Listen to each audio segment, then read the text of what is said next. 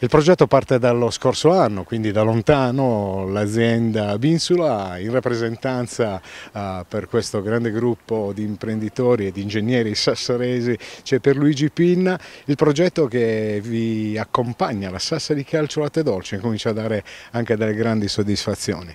Credere nei progetti per voi è quotidiano, credo che però sul sociale è ancora meglio.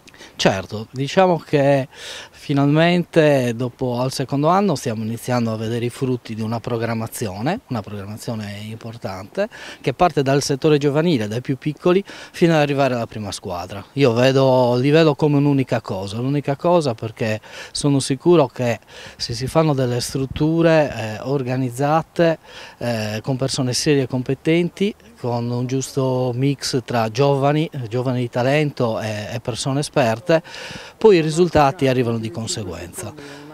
Sicuramente Abinsula è molto contenta dell'andamento della squadra di quest'anno perché sta rappresentando un po' anche i valori della nostra azienda, un gruppo di giovani che vuole sempre un po' farsi notare anche fuori dalla Sardegna. Quello che sta succedendo con questa squadra, la squadra del quartiere appunto di Latte Dolce che si sta comportando molto bene.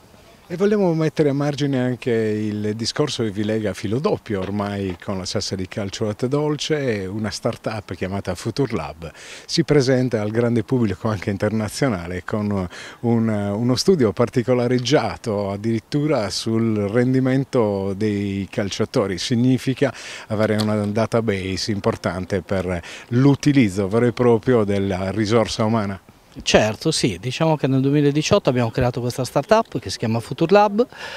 Ormai nel calcio moderno non bisogna dare nulla per scontato, i dati sono importanti, tutti viviamo di dati e quello che abbiamo fatto è un mix tra, diciamo, tra ingegneri informatici e tra persone esperte di calcio. Li abbiamo riuniti in un'azienda che appunto è questa la nuova nata, che dall'analisi dei video delle partite tira fuori dei dati importanti per gli allenatori. Chiaramente anche Latte Dolce utilizza questa tecnologia, però non è fatta solo per le squadre, diciamo per la nostra squadra, ma noi appunto abbiamo già contatti sia a livello nazionale che a livello internazionale, a cui diciamo fanno gola un po' i dati che stiamo piano piano raccogliendo dall'analisi del nostro team di esperti. Da Binsula, quindi dall'isola per tutto il mondo. Grazie. Grazie a voi.